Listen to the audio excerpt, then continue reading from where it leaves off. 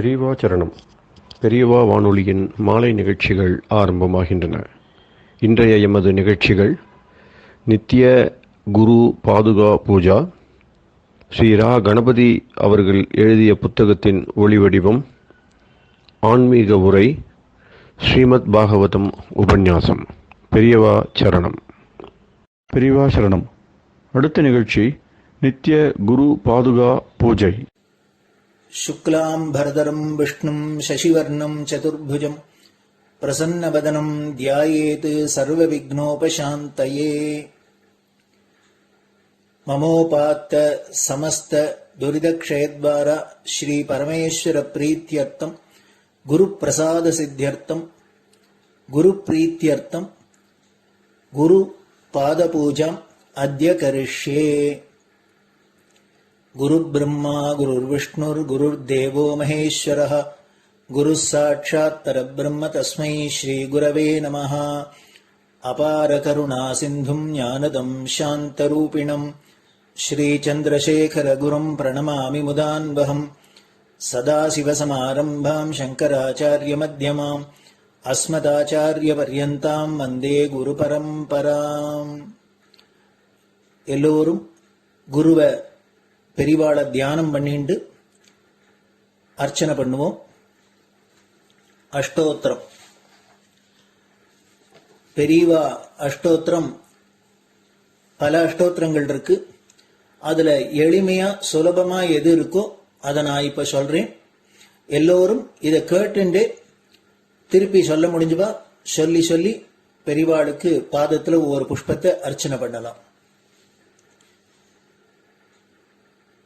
ओम श्री कांची कामकोटि पीठाधीश्वराय नमः। श्रीमच्चंद्रशेखरेन्द्र सरस्वती गुरुभ्यो नमः। संन्यासाश्रम शिखराय नमः। काषाय दंडधारिणे नमः। सर्वपीठापहारिणे नमः। स्वामिनाथ गुरवे नमः। करुणासागराय नमः। जगदाकर्षण शक्तिमते नमः। सर्वचराचर हृदयस्थाय नमः। ओम भक्त परिपालक श्रेष्ठाय नमः। धर्म परिपालकाय नमः। श्री जयेन्द्र सरस्वत्याचार्याय नमः। श्री विजयेन्द्र सरस्वती पूजिताय नमः। शिवशक्ति स्वरूपाय नमः। भक्ताभीष्ट प्रदायकाय नमः। ब्रह्मण्य पोषकाय नमः। ब्रह्म विष्णु शिवैक्य स्वरूपाय नमः।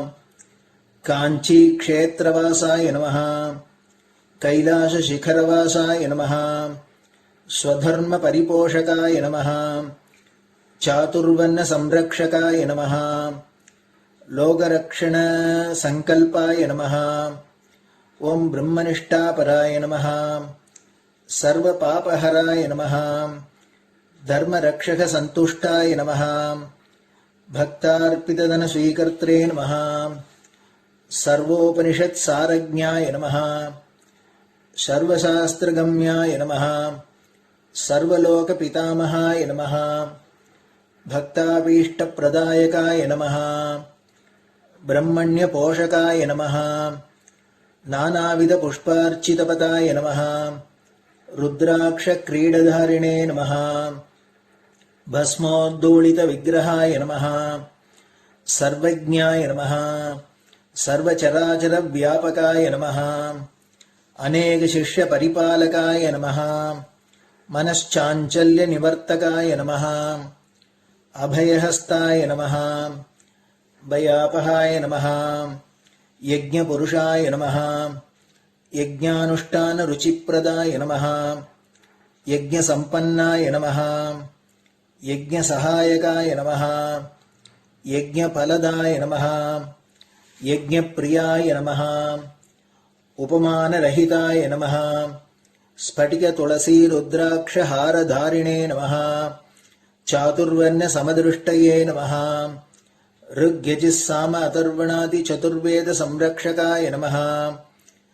दक्षिणामूर्तिस्वरूपाय नमः जाग्रत् स्वप्न सुषुप्ति अवस्थातीताय नमः कोटिसूर्यतुल्यतेजोमय शरीराय नमः साधुसङ्गसंरक्षकाय नमः अश्वगज गोपूजा निर्वर्तकाय नमः गुरुपादुकपूजातुरन्तराय नमः कनकाभिषिक्ताय नमः स्वर्णबिल्वदलपूजिताय नमः सर्वजीवमोक्षदाय नमः मूकवाक्ताननिपुणाय नमः नेत्रदीक्षादानाय नमः द्वादशलिङ्गस्थापकाय नमः गानरसप्रियाय नमः ब्रह्मज्ञानोपदेशकाय नमः सकलकलासिद्धिताय नमः चातुर्वर्ण्यपूजिताय नमः अनेकभाषासम्भाषण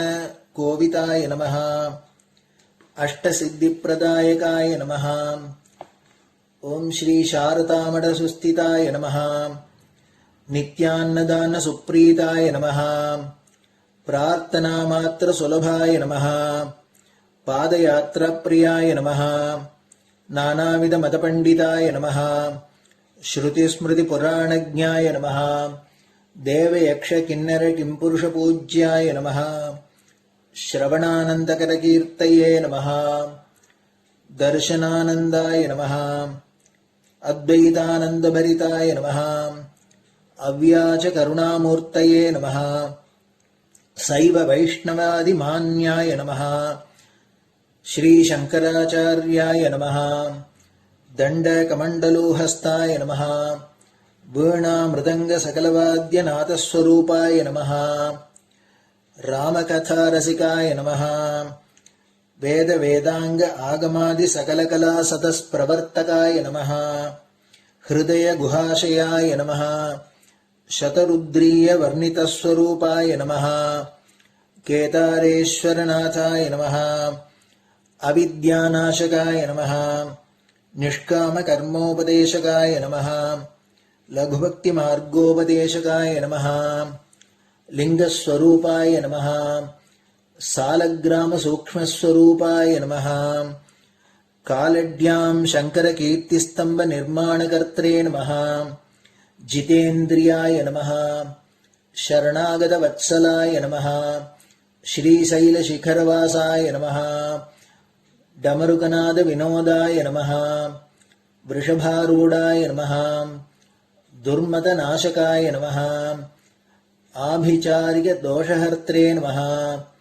मिताहाराय नमः मृत्युविमोचकशक्त्याय नमः श्रीचक्रार्चनतत्पराय नमः दासानुग्रहकारकाय नमः अनुराधानक्षत्रजाताय नमः सर्वलोकख्यातशीलाय नमः वेङ्कटेश्वरचरणपद्मषट्पदाय नमः श्री महात्रिपुरसुन्दरी समेत श्री चन्द्रमौलीश्वर पूजाप्रियाय नमः श्रीमच्चन्द्रशेखरेन्द्र सरस्वती सद्गुरु परब्रह्मणे नमः गुरुभ्यो नमः परमगुरुभ्यो नमः परमेष्टिगुरुभ्यो नमः परात्परगुरुभ्यो नमः गुरुपरम्पराभ्यां नमः गुरुपादुकाभ्यां नमो नमः.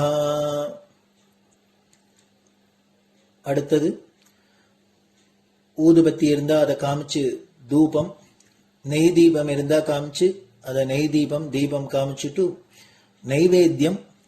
நைவேத்தியம் வெத்தலைப்பாக்கு பழம் இதுலேருந்து ஆரம்பிச்சு அவளுக்கு எது சௌரியமோ அதுபடி நைவேத்தியம் பண்ணலாம். அதுக்கு அடுத்தது கற்பூர ஹாரத்தி பண்ணி எல்லோரும் பிரதட்சிண நமஸ்காரம் பண்ணி பெரியவாள்கிட்ட பிரார்த்தனை பண்ணிண்டு எல்லோரும் க்ஷேமமா இருக்கணும், லோகம் பரம மங்களமா சௌக்கியமா இருக்கணும், எல்லோரும் வியாதி வெக்க இல்லாத ஆயுராரோக்கிய ஐஸ்வர்யத்தோட சாந்தம் அமைதியோட ஞான வைராக்கியத்தோட எல்லோரும் நல்லவர்களாயிருந்து நன்மையை அடையணும்னு பிரார்த்தனை பண்ணி இந்த பூஜையை தினம் செய்யலாம். குரு பிரம்மா குருர் விஷ்ணுர் குருர் தேவோ மகேஸ்வரः குரு சாட்சாத் பரபிரம்ம தஸ்மை ஸ்ரீ குரவே நமஹ. அபார கருணா சிந்தும் ஞானதம் சாந்தரூபிணம் ஸ்ரீ சந்திரசேகர குரும் பிரணமாமி முதான்வகம். சதாசிவசமாரம்பாம் சங்கராச்சாரிய மத்யமாம் அஸ்மதாச்சாரிய பர்யந்தாம் வந்தே குரு பரம்பராம். குரு பாத பூஜை நிறைவடைஞ்சது. பெரியவா சரணம். பெரியவா சரணம். பெரியவா வானொலியில் நேயர்கள் அடுத்து கேட்க இருப்பது ஸ்ரீ ரா கணபதி அவர்கள் எழுதிய புத்தகத்தின் ஒளி வடிவம். அளிப்பவர் ஸ்ரீமதி உமா சங்கர் அவர்கள். தேனினும் இனிய சொல்லான் தீச்சுடர் மேனி கொண்டான் ஊனுயிர்க்குயிரதான ஒன்றினைக் கலந்து நின்றான் ஏனினிக் கவலை நெஞ்சே இன்றுனக் அருள் செய்தான் இஞ்ஞானவான் காமகோட்டி நாதனை நம்புவோமே. ஜெய ஜெய சங்கர ஹரஹர சங்கர. மகாபெரியவாளின் உபன்யாசங்களை ரா கணபதி அண்ணா 7 பாகங்களாக தொகுத்து நமக்கு அளித்ததின் தெய்வத்தின் குரல் என்ற பெயரில் கொடுத்ததின் முதல் பாகத்தின் அடுத்த பகுதி. நம் மதத்தின் தனி அம்சங்கள்.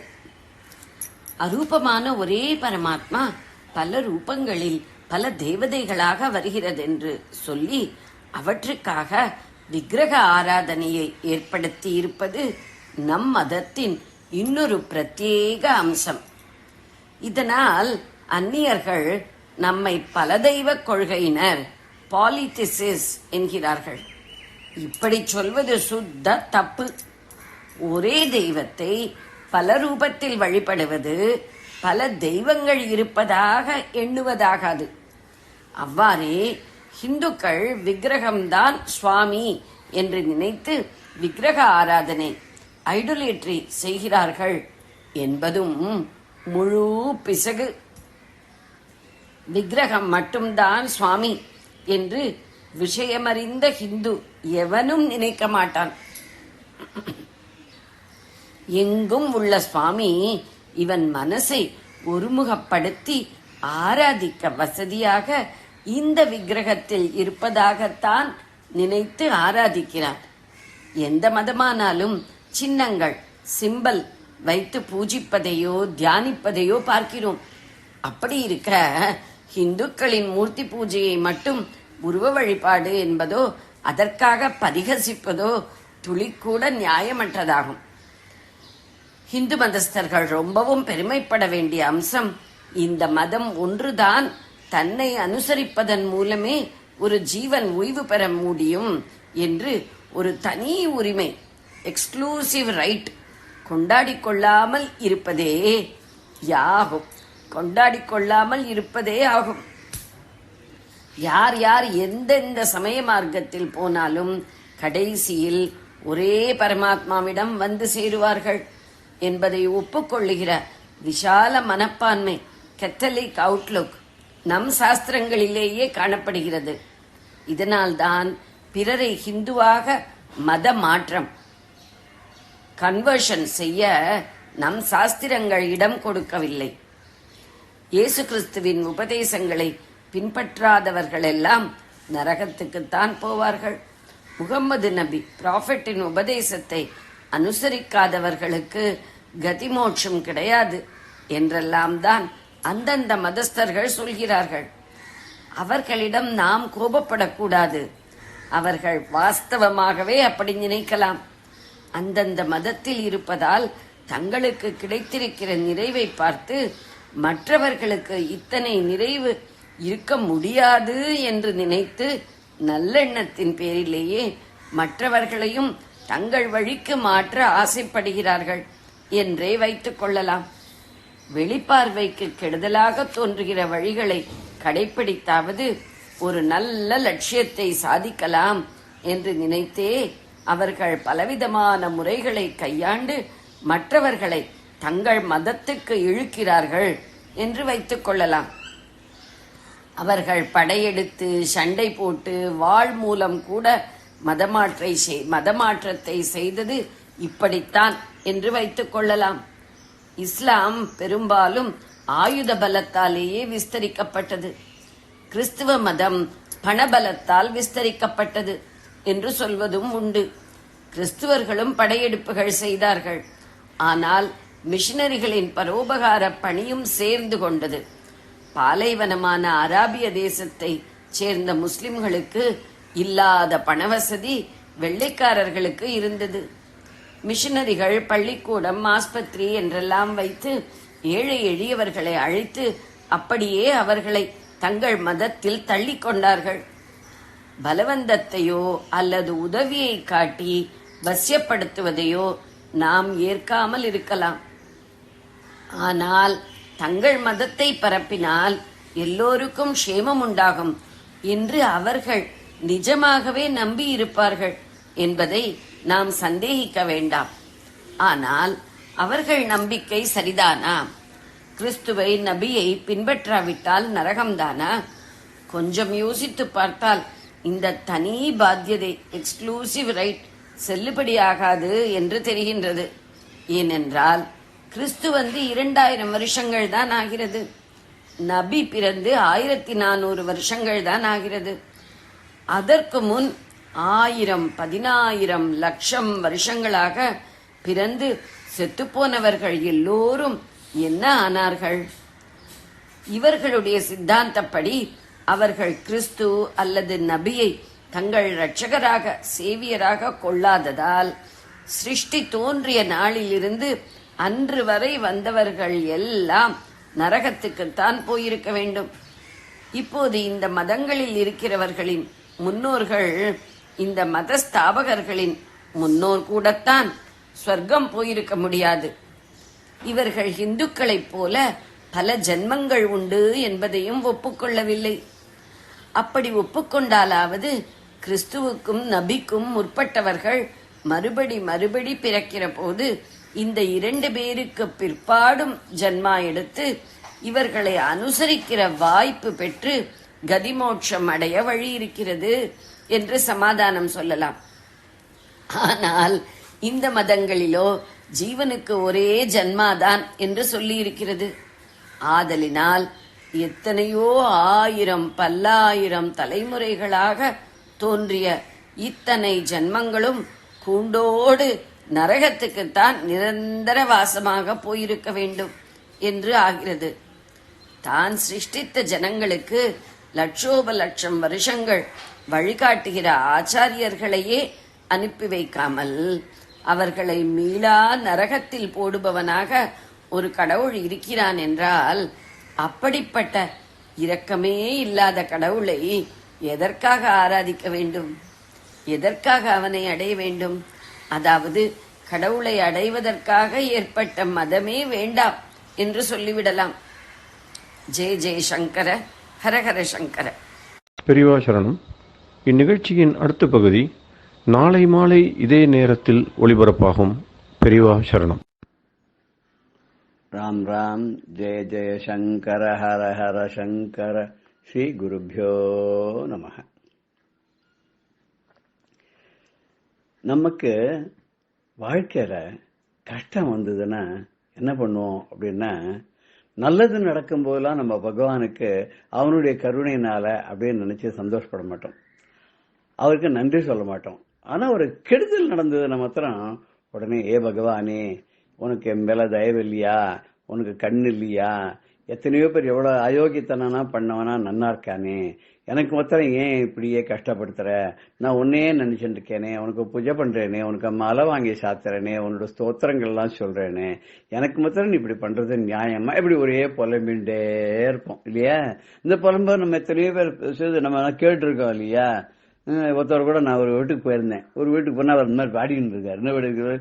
எளியேன் எனக்கு இறங்கிடவே இன்னும் சித்தம் உனக்கில்லையோ, எளியேன் எனக்கு இறங்கிடவே இன்னும் சித்தம் உனக்கில்லையோ, தளிர்பதம் அடைந்த தமியேனை தயவுடன் காத்திட இசையாயோ, உன் தளிர்பதம் அடைந்த தமியேனை தயவுடன் காத்திட இசையாயோ, எளியேன் எனக்கு இறங்கிடவே இன்னும் சித்தம் உனக்கில்லையோ.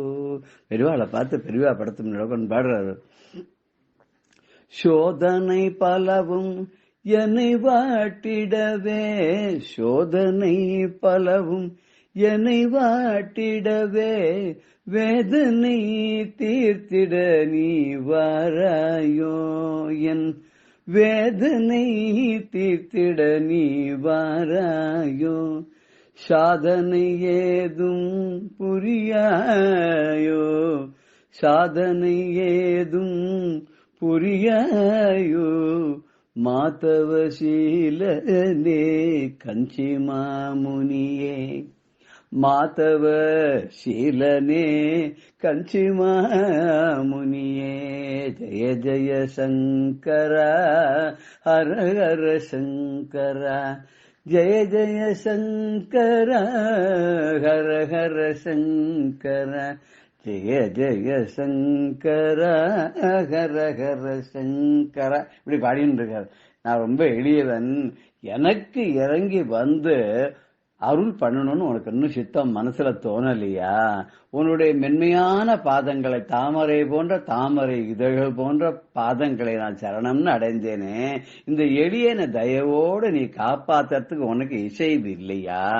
எத்தனை சோதனை என்னை வாட்டி கொண்டே இருக்கு, என்னோட வேதனை எல்லாம் தீக்கிறதுக்கு நீ வரமாட்டியா? வரமாட்டியான்னு எதிரியே உட்கார்ந்துட்டு இருக்காரு, வரமாட்டியா? சாதனை ஏதும் நீ புரியாயோ, நீ எந்த சாதனையும் பண்ண மாட்டியா? இன்னும் அவளுக்கு அதை பண்ண, இவாளுக்கு இதை பண்ண, மிரக்கல் பண்ண, அப்படி அப்படிங்கிறாளே. அப்படி தவசீலனாக விளங்கக்கூடிய மகா காஞ்சி மா முனிவரே, சந்திரசேகரேந்திர சரஸ்வதி சுவாமிகளே, எனக்கு இறங்கணும்ன்றதுக்கு மாத்திரம் உனக்கு ஏன் இன்னும் தோண மாட்டேங்கிறது அப்படின்னு அவர் பாடிட்டு இருக்கார். அது இவர் நம்ம வாங்கினோம் இந்த கர்மா வரம்னு ஒண்ணு இருக்கு இல்லையா?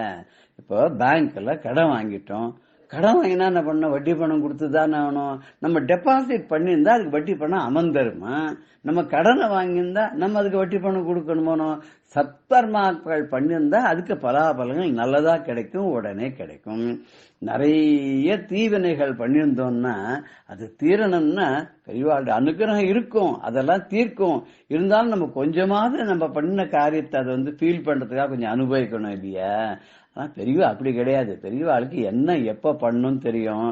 அவ என்ன பண்றான்னு நம்மளால ஊகிக்கவே முடியாது, ஏன் பண்றாங்கிறதும் ஊகிக்கவே முடியாது. ஒரு சமயம் பெரியவா என்ன பண்ணிருக்கா, ராமேஸ்வரத்துல கேம்ப் பண்ணிருக்கா. இந்த ராமேஸ்வரத்துல இருந்து கிளம்பி திருப்பி காஞ்சிபுரம் வரணும். வரத்துக்கு முன்னாடி காஞ்சிபுரம் வந்தாரோ கும்பகோணம் வந்தாரோ அது நமக்கு தெரியல. ஆனா அவர் திருப்பி தன்னுடைய வழக்கமான இடத்துக்கு வரப்போறார். வர்றதுக்கு முன்னாடி இங்க என்ன பண்றாருனாக்க, மடத்துக்காக எல்லாரும் கைங்கரியம் பண்ண வருவா இல்லையா? அந்த அறுப்பெல்லாம் அறுத்து எல்லாம் ஆனோடனே, அரிசி எல்லாம் விளைஞ்ச உடனே மடத்துக்குன்னு சில இதை கொஞ்சம் பேர் கொண்டு கொடுப்பா.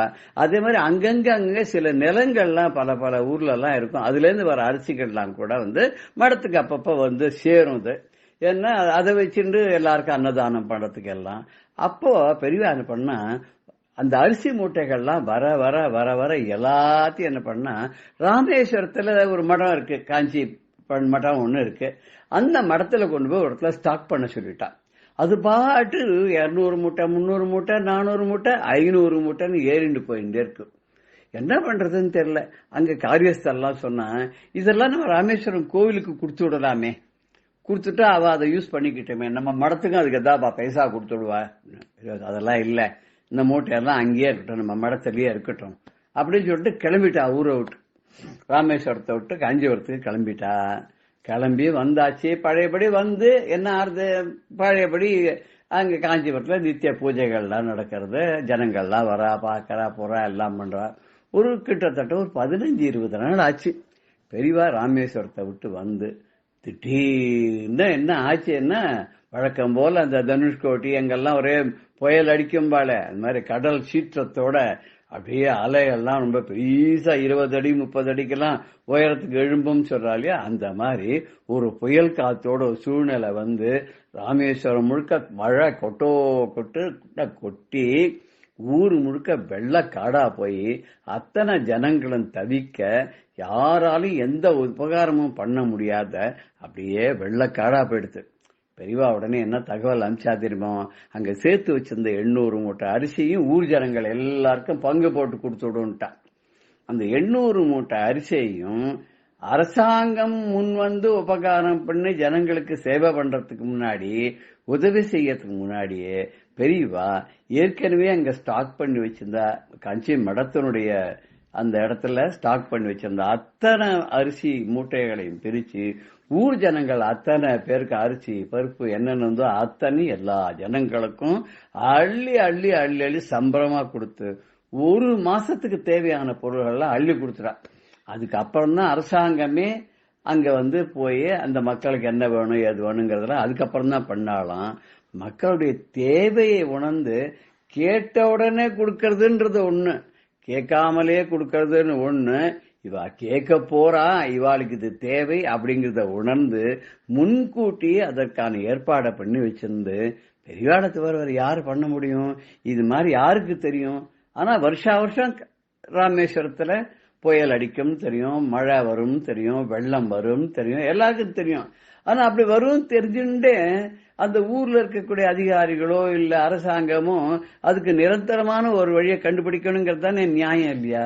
ஆனா அங்கேருந்து காஞ்சிபுரத்திலேருந்து ராமேஸ்வரம் போன பெரியவா அங்க கேம்ப் போட்டிருந்தவா ராமேஸ்வரத்தை விட்டு வரும்போது என்னவோ தோணி உடனே அவருடைய ஞான திருஷ்டியில இப்படி ஒரு நிகழ்வு நடக்க போறது, ஜனங்கள் எல்லாம் கஷ்டப்பட போறா, நாம் இப்பயே பிடிச்சு அதுக்கு ஏதாவது வழி பண்ணணும்னு சொல்லி நிறைய அரிசி மூட்டைகள் எல்லாம் தருவிச்சு அத்தனையும் அந்த ஊர்ல ஸ்டாக் பண்ணி அதை சேவ் பண்ணி வச்சிருந்து அங்கேருந்து ஊரை விட்டு கிளம்பும் போது கூட அதை பத்தி என்ன பண்ணணும் ஏது பண்ணணும் எதுக்காக இவ்வளவு சேர்த்தாக்கி வச்சிருக்கான்றத ஒருத்தருக்குமே சொல்லாத கடைசியில திரும்பி காஞ்சிபுரமே வந்த அப்புறம் திடீர்னு 15 நாள் கழிச்சு ஏற்பட்ட வெள்ளத்தினாலையும் மழையினாலையும் ராமேஸ்வரத்துல வந்த புயல்னாலையும் மக்கள் அவதிப்புறா வண்ணம் அமைதியாக கஷ்டப்படாமல் அவர்களுக்கு வாழ்வாதாரத்துக்கு தேவையான அரிசிகளையும் மற்ற தேவையான பொருள்களை எல்லாம் பெரியவா அங்கிருந்து மடத்திலிருந்து வழங்க பண்ணினாங்கிறது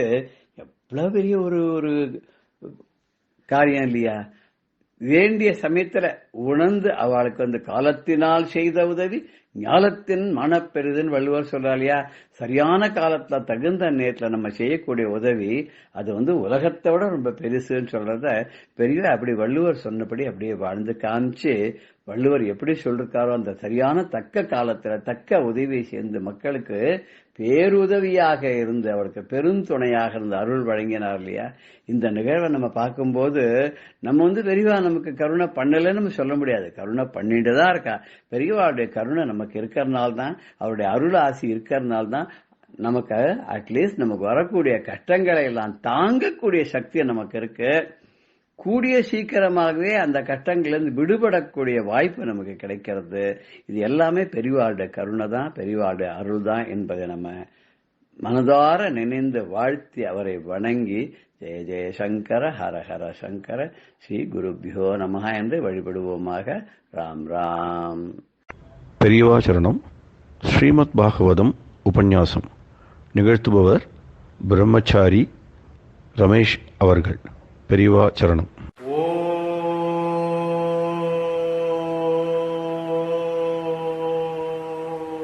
ஜன்மாத்யஸ்ய யதோன்வயாதிதரதश्चार्थेष्वभिज्ञस्वराट् तेने ब्रह्महृदायादिकवये मुह्यन्ति यत्सूरयः तेजो वारिमृदां यथा विनिमयो यत्र त्रिसर्गो मृषा धाम्ना स्वेन सदा निरस्तकुहकम् सत्यं परं धीमहि. எல்லாருக்கும் நமஸ்காரம். நேத்திக்கு நாங்கள் புரஞ்சனனுக்கு ஒரு பெண் கூட தொடர்பு எப்படி ஏற்பட்டதுங்கிற விஷயத்தை பார்த்தோம். அந்த புரஞ்சனன்கிறது தான் ஜீவன், நமக்குள்ள இருக்கிற நான்கிற உணர்வு. அந்த பெண்ணுங்கிறது புத்தி. இந்த ஜீவன் புத்தியும் கூட தொடர்பு வச்சுக்கிறதுனாலதான் சம்சாரத்துல வந்து விழறான். பிறப்பு இறப்புங்கிற சுழல் தான் சம்சாரம்ங்கிறது. அப்போ புத்தி வேண்டாமா, புத்தியும் கூட சேர்ந்திருக்கிறது நல்லது தானேங்கிற ஒரு சந்தேகம் எழலாம். விவேகம் கலர்ந்த புத்தியை எல்லாம் இங்க சொல்றாங்க. சாதாரணமா இந்த ஜீவனுடைய புத்திக்குள்ள அவிவேகம் தான் இருக்கும், அஜ்ஞானம் தான் இருக்கும். அந்த அஜ்ஞானம் கலந்த புத்தியைத்தான் ஒரு பெண்ணா இங்க சொல்லியிருக்கு. அந்த புத்தியும் கூட தொடர்பு வச்சுட்டானா அது ஜீவனுக்கு பலவிதமான துன்பங்களுக்கு காரணமாகும். அந்த விஷயத்தையாக்கும் இனிமே சொல்ல போறார். இப்ப இது நம்ம ஞாபகத்துல வச்சுங்கோ. புரஞ்சனன்கப்பட்ட அந்த மன்னவன் ஜீவன், நம்ம ஒவ்வொருத்தாளும் தான், நமக்குள்ள இருக்கிற நான். இப்போ அந்த ஒரு பெண்ணை பார்த்தான்னு சொல்லித்தோம். அந்த பெண்ணுங்கிறது புத்தி. சம்ஸ்கிருதத்துல புத்திங்கிறது பெண்பால், ஃபெமினைன் ஜெண்டர். அதனால ஒரு பெண்ணை பார்த்தான். பெண்ணை பார்த்தான்னா பார்த்ததோட நிக்கலே, அவள ஆசை கொண்டு அவளை அடையணும்னு நினைச்சேன். இதே மாதிரி அவித்யை, அறியாமை இந்த புத்திக்குள்ள இருக்கிறதுனால இந்த ஜீவன் புத்தியும் கூட தொடர்பு வச்சுக்க ஆசைப்பட்டது. அப்படி அந்த புத்திய ஒரு ஊடகமா, ஒரு மீடியமா வச்சுண்டு பிரபஞ்சத்திலே உள்ள சுகங்களை எல்லாம் அனுபவிக்கலாம்னு ஏமாந்து போறது. அந்த ஜீவன் அடைந்த ஏமாற்றத்தை, அல்லடா நம்ம எல்லாம் இப்போ அடைஞ்சிட்டு இருக்கிற ஏமாற்றத்தை தான் அழகான ஒரு கதை போல வேதவியாசர் சொல்லியிருக்க. இனிமே என்ன நடக்கிறது பார்ப்போம். பஞ்சசீர்ஷாஹினா குப்தாம் பிரதீஹாரேண சர்வதஹ அன்வேஷமாணாம் ரிஷபம் அப்ரௌடாம் காமரூபிணீம் சுனாசாம் சுததீம் பாலாம் சுகபோலாம் வரானனாம் சமவின்யஸ்தகர்ணாப்யாம் பிப்ரதீம் குண்டலஸ்ரீயம் பிஷங்கனீவீம் சுஸ்ரோணீம் ஷ்யாமாம் கனகமேகலாம் பத்யாம் குணத்யாம் சலந்தீம் நூபுரைர்தேவதாமிவ பஞ்சசீர்ஷாஹினா குப்தாம் பிரதீஹாரேண சர்வதா. இந்த பெண் 10 சேவகர்கள் கூட, 10 வேலைக்காரர்கள் கூட அந்த இடத்துல நடந்து செல்வதை கண்டான்னு சொல்லி தெளிவா. இந்த 10 பேரை தவிர வேற யாரேன் இருக்காளா அந்த பெண் கூட? என்னன்னா ஒரு ஆள் கூட இருக்கு. அது ஒரு ஆள் இல்லை, அது ஒரு பாம்பு. பிரதீஹாரேண பஞ்சசீர்ஷாகினா சர்வதா குப்தா. ஒரு 5 தலை நாகம் இந்த பெண்ணுடைய கூடவே வருது. அதுக்கு 5 தலை, அப்படி ஒரு நாகம் கூடவே வருது. அதுதான் இவளுடைய பாடி கார்டு, மெய்காப்பாளனா இருக்கிறது அந்த பாம்பு தான். வேலைக்காரர்கள் இவளுக்கு தேவையான வேலையை பண்ண கூடினவா, அவ சேவை பண்றதுக்காக கூட வரா. ஆனா இந்த பெண்ணுக்கு பாதுகாப்பு கொடுக்கறது இந்த 5 தலை பாம்பு. அது ஒரு கொடை மாதிரி. காளியன் அந்த கிருஷ்ணனை அப்பா கொண்டு போன உடனே அந்த மழையில காளியன் கொடை பிடிச்சாரே, அதே மாதிரி இந்த 5 தலை நாகம் இவளை எந்த ஆபத்தில் இருந்தும் காப்பாற்றுவதற்காக ஒரு ப்ரொடெக்டர் மாதிரி கூட நடக்கிறது. இவள் எதுக்கு இப்படி இடம் விட்டு இப்படி நடந்து போறா ஒவ்வொரு இடமாங்கன்னா, ரிஷபம் அன்வேஷமானாம், தனக்கு ஒரு பர்த்தா, தன்னை பராமரிக்க, தன்னை பாதுகாக்கிறதுக்கு ஒரு பர்த்தாவை தேடித்தான் அவள் நடந்து வந்துட்டு இருக்கா. அப்ரௌடாம், இவளுக்கு வயசு எவ்வளவு இருக்கும்? ஒரு 16 அல்லது 17 வயசு தான் இருக்கு. அவ்வளவு இந்த மெச்சுவேர்டு லேடி அல்ல. 25, 28 வயசான ஒரு இளம் பெண். இளம் பெண்ணு கூட சொல்ல முடியாது, குமாரி. அப்ரௌடாம், பிரௌட இல்ல, வயது முதிர்ச்சி அடையாதவள். ஆனா காமரூபிணி, பார்க்கறதுக்கு அப்படியே அழகு தேவதையா இருக்கா. எந்த ஆடவன் பார்த்தாலும் கொஞ்ச நேரம் நின்று பார்த்துட்டு போவன், அவ்வளவு அழகு. ஆரானாலும் அவளுடைய அழகில சொக்கி போவான், அப்படிப்பட்டவள்.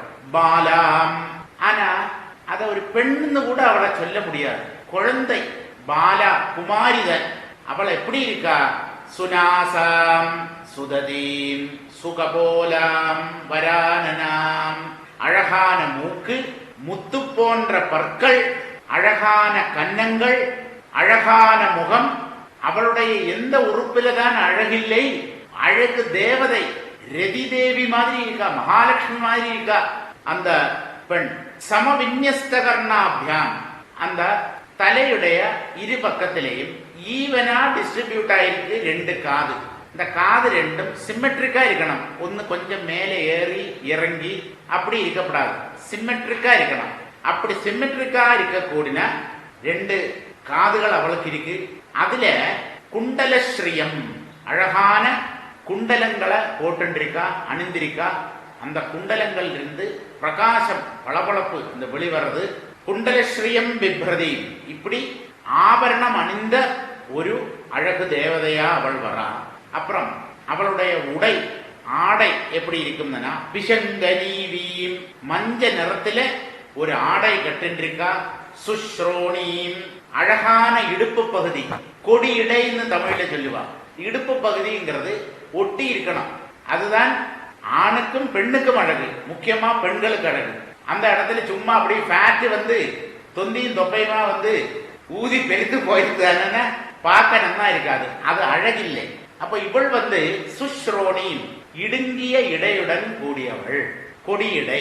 சியாமாம், சியாமாம் தானே அவள் வயதுக்கு வந்து அதிக நாள் ஆகலைன்னு அர்த்தம். சியாமாங்கிறதுக்கு என்னன்னா இப்பதான் அவள் வயதுக்கு வந்திருக்கா, அதிக நாள் ஆகலைன்னு அர்த்தம். அப்படிப்பட்ட குமாரி, அந்த இளமைங்கிறது இப்பதான் அவளுடைய உடம்புல ஆரம்பமாயிருக்கு.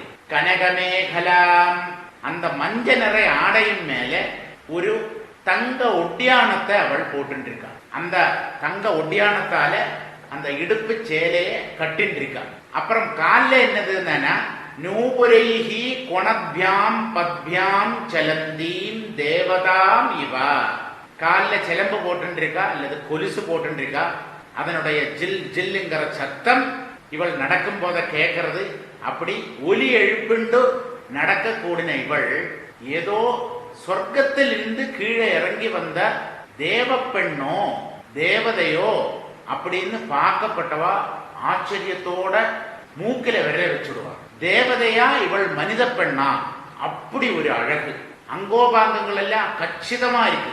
அப்ப இவள் எதுக்கு இப்படி நடந்து சேரான்னா நடந்து போறான்னா தனக்கு ஒரு பர்த்தாவை இவளுக்கு வேணும், தன்னை பராமரிக்கிறதுக்கு தனக்கு ஒரு வாழ்க்கை துணைவன், அவனை தேடித்தான் இவள் போயின்னு இருக்கா. இப்படி இந்த ஸ்லோகத்தினுடைய இந்த வெளிப்படையான அர்த்தம். இனிமே இது ஒவ்வொன்றும் எதை குறிப்பிடுறது? ஒரு பாம்பு, ஒரு 5 தலை நாகம் இவ கூட வருதுன்னு சொல்லிட்டேன். அது என்னதுன்னா பஞ்ச பிராணன்கள், பிராணன், அபானன், வியானன், உதானன், சமானன். இந்த பிராணன் தான் இந்த ஜீவனை உயிரோட வச்சிருக்கு, காப்பாத்துறது.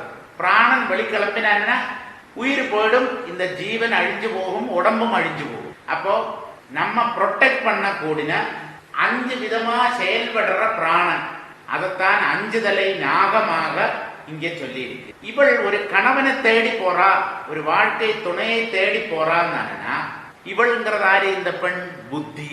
இந்த புத்திங்கிறது ஜடமா, தானாக இயங்கிறதுக்கு அதுக்கு சக்தி இல்லை.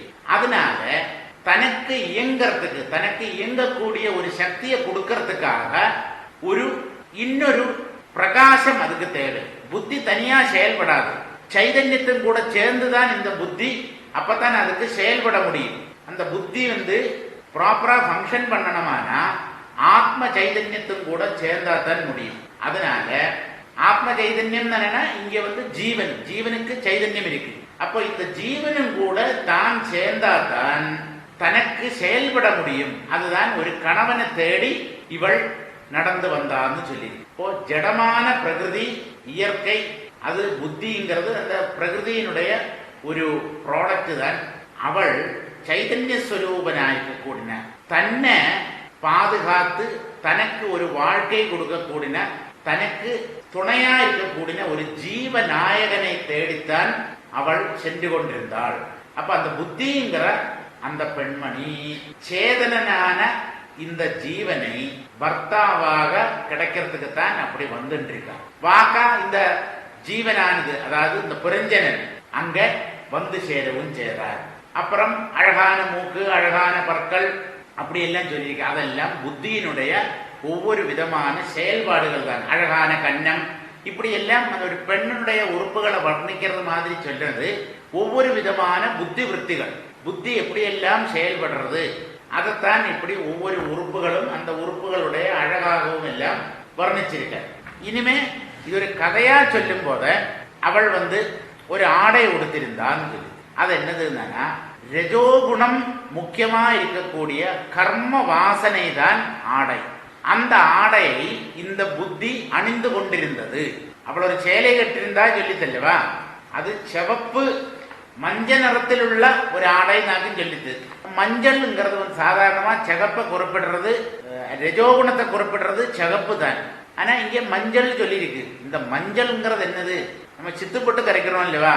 அப்ப ஒரு சிவந்த ஒரு லிக்விட் ஆயில தானே நம்ம அந்த சித்து போட்டு கரைக்கிறோம். அது என்னது? சித்து போட்டு கரைக்கப்பட்டா அந்த பெண்களுக்கு நன்னா தெரியும். என்ன செய்வா? சுண்ணாம்புல மஞ்சள் பொடி, மஞ்சள் பொடியையும் சுண்ணாம்பையும் சேர்த்து கரைப்பான். இது ரெண்டும் சேர்ந்துதானா சிவந்த நிறம். அப்போ இங்க ரஜோகுணத்தினுடைய சிகப்புன்னு சொல்லாமக்கி, அது சிகப்பு நிறத்துல சேலை கட்டிருந்தான்னு சொல்லாமக்கி மஞ்சள் நிறத்தில் உள்ள சேலை கட்டிருந்தான் தானே நம்மள அந்த ரஜோகுணம்னு எடுத்துட்டா போயிடும். இந்த ரஜோகுணம்ங்கிறது கர்மம் பண்ணணும், எதையாவது பண்ணிண்டே இருக்கணும்ங்கிற அந்த வாசனை, வேலை பண்ணுறதுக்கு தூண்டக்கூடின ஒரு வாசனை, கர்ம வாசனை நமக்குள்ள இருக்கு. அது இந்த புத்தியை கவர் பண்ணி இருக்கு. அதுதான் இந்த பெண்மணி ஒரு மஞ்சள் நிற ஆடையை உடுத்திட்டு இருந்தான்னு சொல்லியிருக்கு. அந்த புத்தியும் கூடவே சத்துவகுணமும் சேர்ந்திருக்குங்கிறத தெரிவிக்கிறதுக்கு தான் தங்க ஒட்டியானம், மேகலை அரஞானம் அர்த்தம். அந்த தங்க ஒட்டியானத்தை போட்டு இருந்தான்னு சொல்றது இந்த புத்தியிலேயே இந்த ரஜோகுணம் மட்டுமில்லை, கர்ம வாசனை மட்டுமில்லை, சத்துவகுணமும் இருக்குன்னு காமிக்கிறதுக்கு தான் தங்கம்ங்கிறது சத்துவகுணத்தை குறிப்பிடுறது. இப்படி இந்த புத்தி அந்த ஜீவனு கூட சேர்ந்த உடனே, ஜீவனுடைய பக்கத்துல வந்த உடனே ஜீவன் அந்த புத்தியில மயங்கி போறான். என்னன்னா இவள் ஒரு அழகு தேவதையா, இவள் சொர்க்கலோகத்தில் உள்ள உர்வசி, ரெம்பை, திலோத்தமை, மேனகா எல்லாம் சொல்லுவோமே, அப்படிப்பட்ட பெண்ணான்னு மோகம் கொண்டான், மயக்கம் கொண்டான்னு சொல்லித்தேன் இந்த புரஞ்சனனை பத்தி. அது என்னதுன்னா ஜீவனை மயக்கிறதுக்கான சக்தி இந்த புத்திக்கு இருக்குங்கிறத குறிப்பிடறதுக்கு தான் இப்படி இவள் தேவதையா, அப்படி இவளுடைய அழகில மயங்கி போனான்னு எல்லாம் சொல்லி இன்னமும் அந்த பெண்மணியை வர்ணிக்கிறார். ஸ்தனௌ வியஞ்சித கைஷோரௌ சமவృத்தௌ நிரந்தரௌ வஸ்திராம் தேன நிகூஹந்தீம் பிரீடயா கஜகாமினீம். ஒரு பெண் அந்த பெண்களுக்கு கூந்தல் அழகு, அதே மாதிரி பெண்களுடையதான அந்த மார்பகங்கள் அவளுக்கு ரொம்ப ரொம்ப முக்கியம். தனக்கு பிறக்க போற குழந்தைக்கு பால் ஊட்டுறதுக்கு தான் அந்த அங்கங்கள் நானாலும் அது ஒரு பெண்ணுக்கு அழகை கொடுக்கும். அப்போ அவளுடைய மார்பகங்கள், ஸ்தனங்கள் எப்படி இருந்ததுங்கிறத தான் சொல்றார்.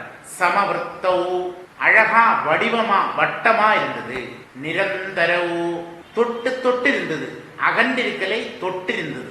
வெஞ்சித கைஷோரவு அவள் வயதுக்கு வந்தாச்சுங்கிறத, அந்த இளமை அவள்ல ஆரம்பமாயாச்சுங்கிறத வெளி காமிக்கிறதா அந்த ஸ்தனங்கள்.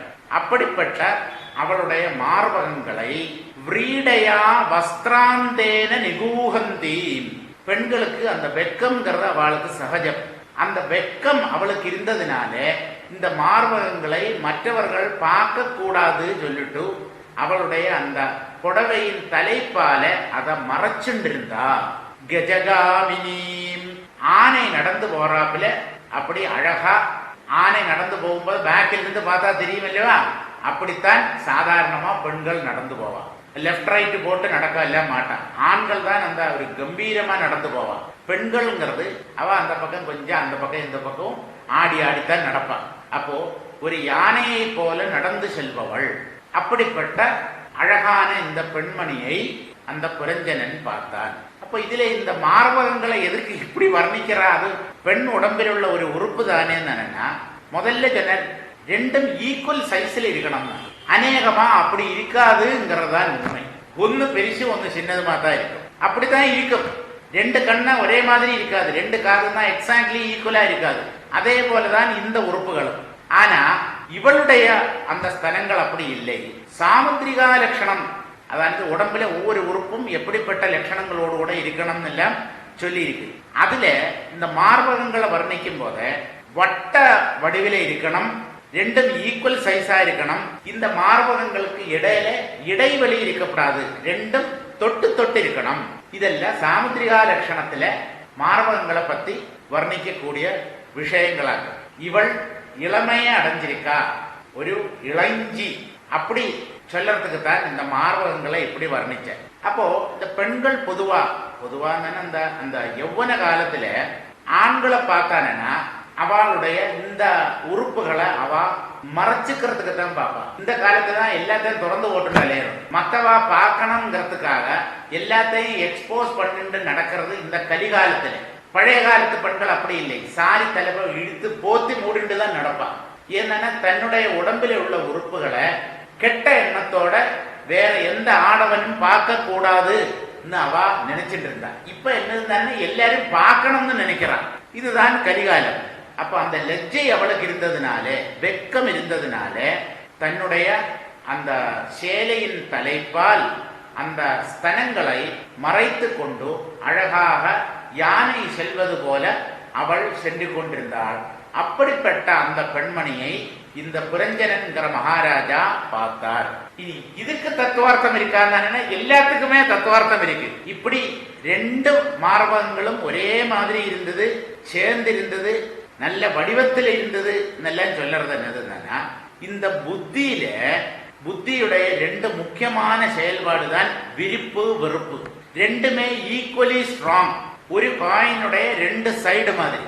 அப்போ அந்த விருப்பு வெறுப்புகளைத்தான் இங்கே இந்த பெண்ணினுடைய மார்பகங்களா சொல்லி. இந்த பெண் யார்? புத்தி விருத்தி. இந்த புத்தியில தான் விருப்பு வெறுப்பு இருக்கு. ரெண்டுமே ஈக்குவலி ஸ்ட்ராங் ஆகும், ஒரே மாதிரி இருக்கு, பேதம் இல்லை. அந்த ராகத்தையும் துவேஷத்தையும் தான் இங்கே மார்பகங்களா சொல்லப்பட்டிருக்கு. அவள் சாரித்தலைப்பால அந்த மார்பகங்களை ஏன் மூடிண்டாங்கிறதுக்கு ஸ்ரேயஸுக்கான வழிய வெளியில காமிக்காம இருக்கிறதுக்குள்ள இந்த சாமர்த்தியம் இந்த விருப்பு வெறுப்புகளுக்கு இருக்குங்கிறத காமிக்கிறதுக்கு தான் இந்த சாரி தலைப்பால மூடிண்டா சொல்லும்.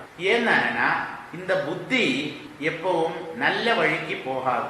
நல்ல பாதையில ஸ்ரேயோ மார்க்கத்துல பகவான அடையறதுக்கான வழியில போகாது.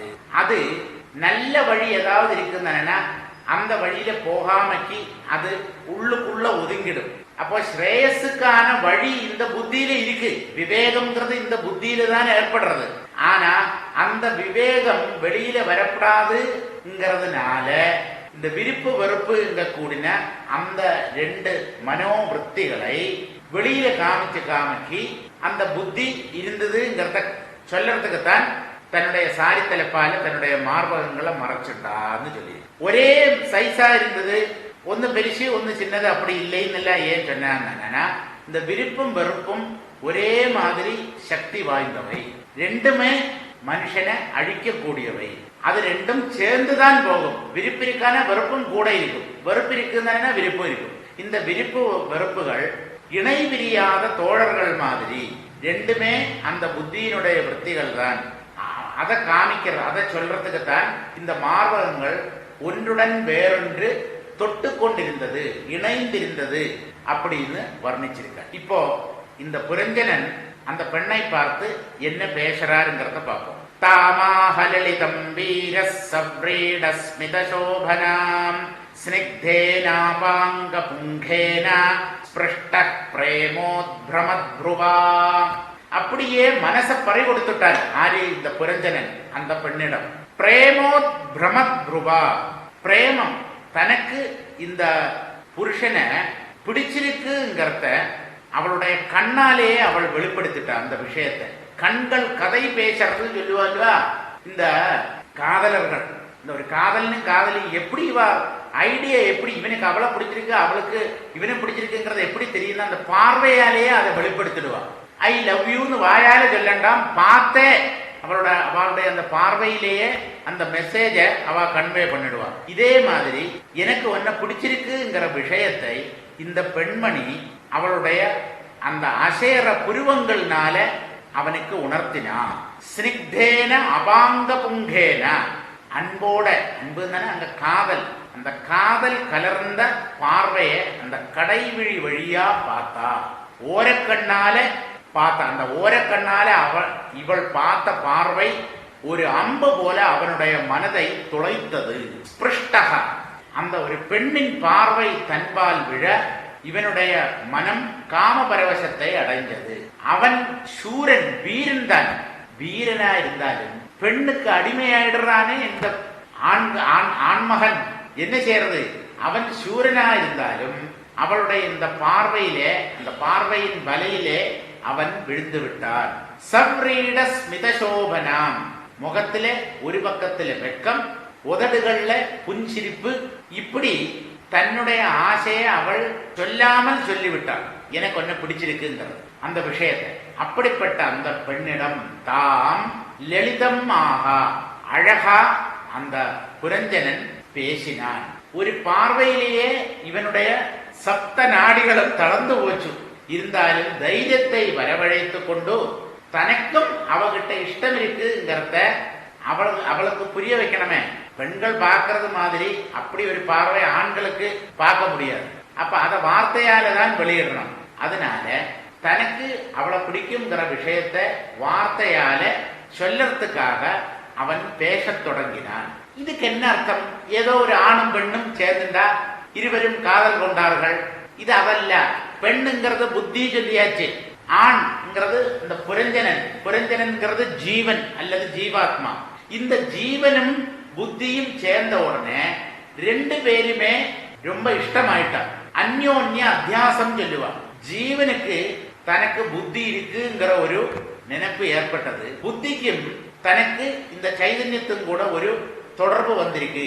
இப்படி ரெண்டுமா கூட சேர்ந்துட்டது. அதைத்தான் இந்த புரஞ்சனும் அந்த பெண்மணியும் ரெண்டு பேருமே காதல் கொண்டார்கள்னு சொல்லியிருக்கு. இந்த ஜீவன்கிறது வீரனாகும், என்ன பரமாத்ம சக்தியாகும். இருந்தாலும் சாஸ்திர மரியாதைகளை மீறுவது இந்த ஜீவனுடைய இயல்பு. சாஸ்திரம் எதை சொல்றதோ அதை இவன் தாண்டி போவன் அதன்படி செய்ய மாட்டான், அதை பின்பற்ற மாட்டான், அதை நிஷேதம் பண்றதுதான் இந்த ஜீவனுடைய சுபாவம். அதனாலதான் இவனை வீரன் சொல்லிருக்கு. வீரன் தானே சாஸ்திரம் சொல்றத கேட்கறதுனால இல்ல, சாஸ்திரம் எதை சொல்லாதேன்னு ஸ்பெசிபிக்கா சொல்லி இருக்கோ, எதை பண்ணாதே, எதை செய்யாதே, எதை சாப்பிடாதே, எதை பார்க்காதே, எதை கேட்காதே, எதை முகராதே, இப்படி எல்லாம் எதை பண்ணாதேன்னு சாஸ்திரங்கள் நிஷேதம் பண்ணிருக்கோ அதையெல்லாம் மீறி போவதுதான் இந்த ஜீவனுடைய சுபாவம்ங்கிறத தெரிவிக்கிறதுக்கு தான் இந்த ஜீவனை வீரன். வீரன் இல்லையே, அவன் தான் தோன்றி, மலையாளத்துல தான் தோன்றிங்கிறான் இல்லவா, தனக்கு சரின்னு பட்டதைத்தான் அவன் சேவன். சாஸ்திரம் சொல்றத இந்த ஜீவன் கேட்கவே மாட்டான். அந்த சுபாவத்தை தான் வீரன்ங்கிற வார்த்தையால இங்கே சொல்லப்பட்டிருக்கு. இந்த ஜீவன் பல பறவைகளும் விலங்குகளும் ஆக பல ஜென்மங்கள் எடுத்தாச்சு. அப்படி பல புத்தியும் கூட இவன் சேர்ந்திருக்கான்.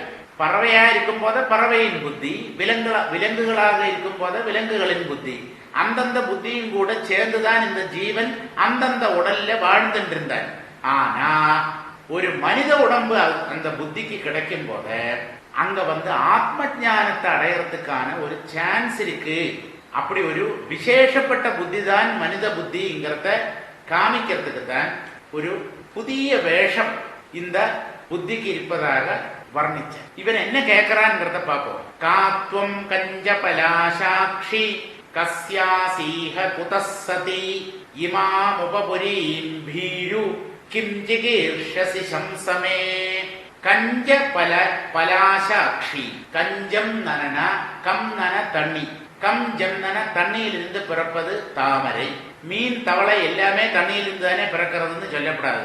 கஞ்சம் ஜலஜம் சொன்ன தாமரைன்னு அர்த்தம். பலாசம் அதனுடைய இதழ்கள் அர்த்தம். அப்போ தாமரையினுடைய இதழ்கள் போல நீண்ட கண்கள் உடையவள் அழகின்னு அர்த்தம். அதுதான் கஞ்ச பலாசாட்சி அப்படின்னு சொல்லப்பட்டிருக்கு. அப்போ இவர் கூப்பிடுறார், தாமரை இதழில் அழகுகளை போல, அந்த அதனுடைய அழகை போல அழகுள்ள நீண்ட கண்களை உடைய சுந்தரி. துவம் கா, நீ யார்? கஸ்யாசி, நீ எவருடையவள்? உனக்கு ஆறுமா சம்பந்தம் இருக்கு, உனக்கு திருமணம் ஆகிவிட்டதா, உங்க அப்பா ஆறு, அம்மா ஆறு, ஆரெல்லாம் உன்னுடைய உற்றார்கள் உறவினர்கள், இதெல்லாமே அந்த ஒரு கேள்வியில அடங்கியாச்சு. கஸ்யாசி, நீ யாருடையவள்? இல்லாட்டா எந்த குலத்தை சேர்ந்தவள், உன்னுடைய அப்பா அம்மா ஆறு? சதி, சதி அழகானவளே, சோபனே, மங்களஸ்வரூபிணி. குதகா இஹ அசி, நீ எங்கே இருந்து வருகிறாய்? இமாம் உபபுரி, இந்த தலைநகரத்தினுடைய பக்கத்திலே. கிம் சிகீர்ஷசி, நீ என்ன பண்றதுக்கு விரும்புறாய்? இந்த இடத்துக்கு நீ எதுக்கு வந்தாய், இங்க வந்து என்ன காரியத்தை பண்றதுக்கு நீ விரும்புறாய், மே சம்சா என்னிடம் சொல். பேச்சு முடியலை, ஏகப்பட்ட கேள்வி கேட்கிறான். ஒரு பெண்ணை பார்த்தானா ஒரு ஆண்மகன் எத்தனை கேள்வி கேட்பேன்னு யாருக்குமே சொல்ல முடியாது, பிரம்மதேவனுக்கே சொல்ல முடியாது. அவன் பாட்டுக்கு கேள்விக்கு மேல கேள்வியா அடுக்கிட்டே போயிடுவேன். அப்போ இதுக்கெல்லாம் இந்த பேச்சுக்கெல்லாம் தத்துவார்த்தம் எதுவும் கிடையாது. ஏன்னா அவர் கதையா சொல்லும் போத ஒரு பெண்ணை பார்த்து ஒரு ஆண்மகன் என்னெல்லாம் கேட்பனும் அதையெல்லாம் இவரும் கேட்டான்ங்கிறதான் இங்கே சொல்றார்.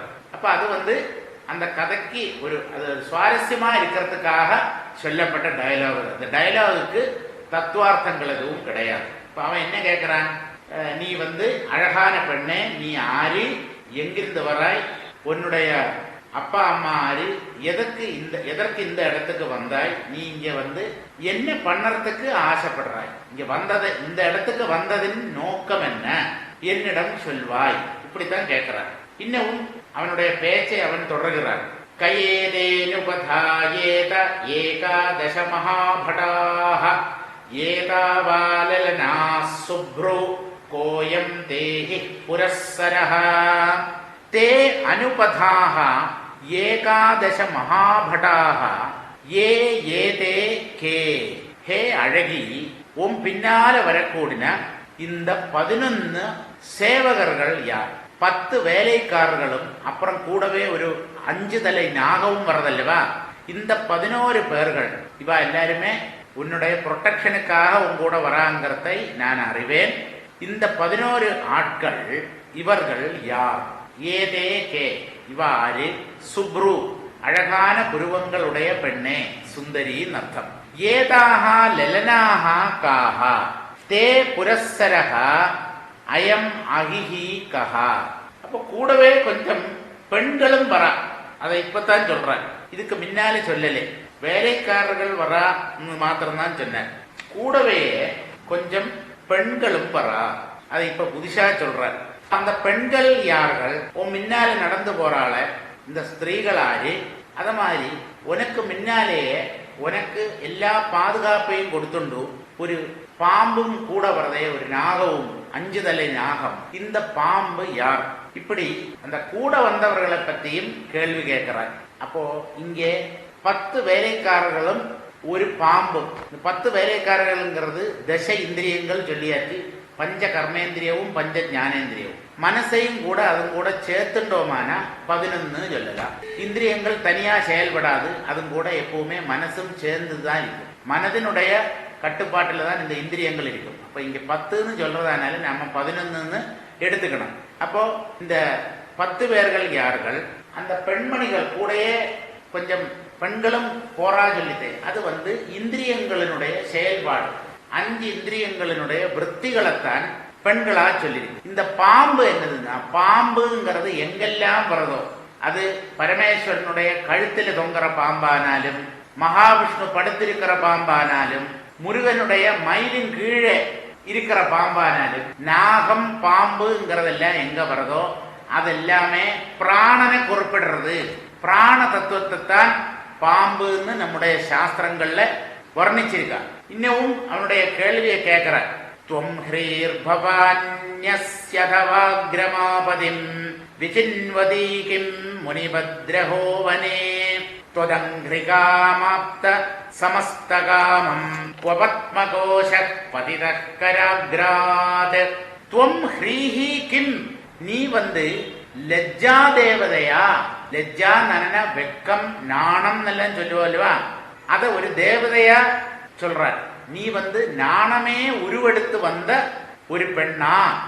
அவ்வளவு வெக்கத்தோட நிற்கிறாவள். அப்ப நீ வந்து தர்மதேவன் தான் உன்னுடைய பர்த்தா. இந்த நாணம்ங்கிறதுக்கு அந்த குணத்துக்கு பர்த்தாங்கிறது தர்மதேவன். என்னன்னா தர்மம் உள்ளவனுக்கு தான் இங்க இந்த வெக்கம் வரும். வெக்கம்னா என்னதுன்னு அப்படி நாணி கோணி நிக்கிறது இல்லை. கெட்ட காரியங்களை நான் பண்ணப்படாது, ஆஹா இப்படி நான் பண்ணப்படாது, அப்படி ஒரு கூச்சம், பாவம் பண்ணறதுல மனுஷனுக்கு ஒரு கூச்சம் ஏற்படணும். அதைத்தான் வெக்கம்னு இங்க சொல்லி இருக்கு. அப்போ நீ வெக்கமே வடிவா இருக்காய். வெக்கம் எல்லாம் ஒன்று சேர்ந்து ஒரு பெண் வடிவில வந்தா எப்படி இருக்குமோ அதே போல இருக்காய். நீ ஆரி அந்த லஜ்ஜா தேவதை தானா? பவானி அசி. பவஹான சிவன், சிவனுடைய பத்னியான மனைவியான பார்வதி தேவியா நீ? நீ இந்த உலகத்து பெண்மணியாக எனக்கு தோன்றவில்லையே. விசின்வதீகிம் முனிபத்ரகோவனே, இந்த ஏகாந்தமான இடத்துல ஆருமே இந்த பகுதியில இல்லை, ஆள் நடமாட்டம் இல்லாத இந்த இடத்துல முனிவது ரகோவனே, இந்த ஏகாந்தத்துல முனிவர்களை போல இங்க வந்து தன்னந்தனியா வந்து நிக்கிறைய. சாதாரணமா பெண்மணிகள் தன்னந்தனியா இருக்கிறதுக்கு விரும்ப மாட்டா. அவளுக்கு உள்ளுக்குள்ள எப்பவுமே ஒரு பயம் உண்டு. தன்னந்தனியா இருக்கிறது தானே அவளுக்கு நினைச்சே பார்க்க முடியாது. ஆராவது வேணும், ஒன்னில பர்த்தா இருக்கணும், அல்லது குழந்தைகள் இருக்கணும், இல்லாட்ட கூட இன்னொரு பெண்ணாவது இருக்கணும். ஒரு மாமிக்கு தனியா இருக்க பயம் தானே, பக்கத்தை விட்டு மாமியை கூப்பிட்டு, மாமி இன்னைக்கு நைட்டு எங்க கூட இந்த ஆத்துல எனக்கு துணையா படுத்து போயலான்னு கேட்பான். இதுதானே பயந்த சுபாவம். அப்போ துவம் ஹ்ரீஹி கிம், நீ வந்து அந்த லஜ்ஜா தேவதையா? பவானி அசி, சிவனுடைய பத்னியான பார்வதி தேவியா? அத வாக்கிம், அல்லது வாணி தேவியா, சரஸ்வதி தேவியா? முனிவது ரகோவனே, இந்த ஏகாந்தமான இடத்துல முனிவர்களை போல தன்னந்தனியா இங்க வந்து நிக்கிறையே, இங்க வந்து வாழறையே. துவத் அங்கிரிகாமாப்த சமஸ்த காமம், உன்னுடைய பாதத்துல நான் என்னையே சமர்ப்பணம் பண்ணியாச்சு. சாட்டாங்க பிரணாமம். உன்னுடைய தாசன், வேலைக்காரன், நீ சொல்றபடியெல்லாம் கேட்பேன் வாழ்நாள் புறாவும். நீ எனக்கு சொந்தமாவையா? இப்படியே காலில் விழுந்து சரண்டர் வாங்கியாச்சு. சரண்டர் ஆயிட்ட நாரி புரஞ்சனன். உன்னுடைய பாதங்கள்லயே நான் விழுத்து கிடப்பேன். அந்த பாதங்கள் தான் என்னுடைய எல்லா ஆசைகளையும் போக்கும். பகவானுடைய பாதார விந்தங்கள்ல விழறதுக்கு பகரம் அதுக்கு பதிலா ஒரு பெண்ணினுடைய பாதார விந்தத்தில வந்து விழுந்திருக்கான். புத்தியே இந்த ஜீவன் சரணடைகிறது.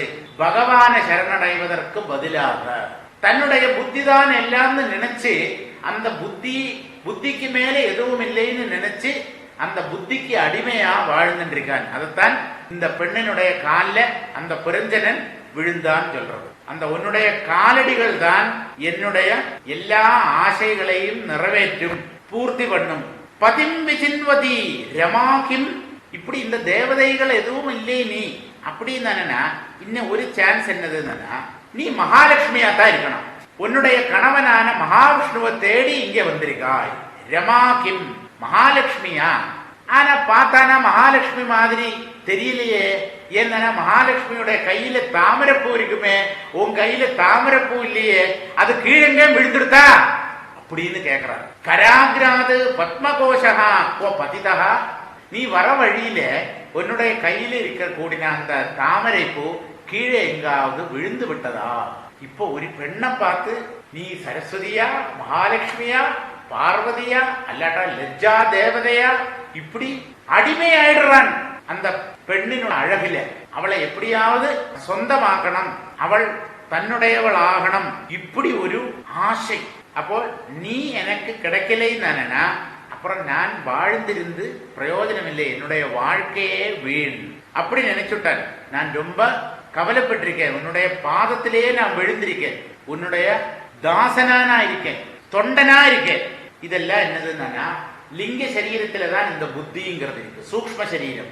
அந்த சூக்ஷ்ம சரீரத்தில் இருக்கிற புத்தியில இந்த ஜீவன் தான் இந்த புத்திதான்னு நினைச்சு தன்னுடைய மகத்துவத்தை, தான் ஆத்மாவுடைய ஒரு நிழல்ங்கிற, தான் சைதன்யம்ங்கிறத மறந்து அந்த புத்தியுமாய் சேர்ந்து, புத்தியும் கூட சேர்ந்து உடம்பில ஒரு அபிமானம் வர்றது, இது என்னுடைய உடம்பு. இப்படி ஒரு அபிமானம் வரத்தான் இந்த பெண்ணுக்கு சரண்டர் ஆகிறதா சொல்லி இருக்கு. மற்றதெல்லாம் அவன் அவளை பார்த்து மயங்கி நீ பார்வதியா, லட்சுமியா, சரஸ்வதியா, அதுக்கெல்லாம் தத்துவார்த்தம் எதுவும் இல்லை. அது இந்த கதைக்கு ஒரு சுவாரஸ்யம் ஏற்படுறதுக்காக சொன்னது. நாசாம்பரோர்வன்யதமா புவிஸ்பிருகே புரீமிமாம் வீரவரேண சாகம் அர்ஹஸ்யலங்கர்த்தும் அதப்ரகர்மணா லோகம் பரம் ஸ்ரீரிவ யஜ்ஞபும்சா.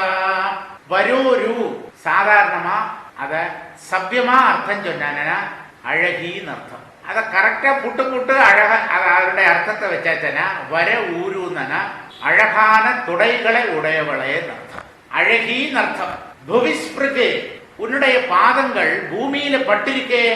நீ தேவ பெண்ணாக இருந்தால் ஒரு தேவலோகத்திலிருந்து கீழே இறங்கி வந்த ஒரு கன்னியா இருந்தானா, பெண்மணியா இருந்தானா, பாதங்கள் பூமியில படாத, ஆனா உன்னுடைய பாதங்கள் பூமியில பட்டிருக்கே, ஆசாம் அந்நியதமா, அதனால நீ மகாலட்சுமியும் இல்லை, சரஸ்வதியும் இல்லை, பார்வதியும் இல்லை, நீ மனித பெண் தான். இவனே கேள்வியை கேட்டு இவனே பதில் சொல்லிக்கிறான். கால்கள் தரையில படுவதனால நீ தேவ பெண் இல்லை. அதபிரகர்மணா வீரவரேண சாகம் இமாம்புரீம் யஜ்ஞபும்சா சாகம் பரம்லோகம் ஸ்ரீஹி இவ அலங்கர்த்தும் அர்ஹசி. நீ என்ன பண்ணணும், நீ பண்ண வேண்டியது என்னதுன்னு நான் சொல்லித்தரேன். நீ என்னுடன் சேர்ந்து என்னுடைய மனைவியாக வாழ்ந்து விடு. அதுக்குத்தான் முள்ள வட்டம் போடுறாய். நீ நிறைய பெரிய பெரிய செயல்களை எல்லாம் பண்ண வேண்டியவள். வீரவரேண சாகம், இந்த வீரனும் கூட, இந்த வீரனுக்கு மனைவியாக நீ என் கூட வா. இமாம்புரி, இந்த நாட்டுக்கு மகாராணியா என் கூட அந்த அரியாசனத்தில, அந்த சிம்மாசனத்தில அமர்ந்திரு. இதை விட ஒரு பெரிய பாக்கியம் உனக்கு என்ன கிடைக்கும்?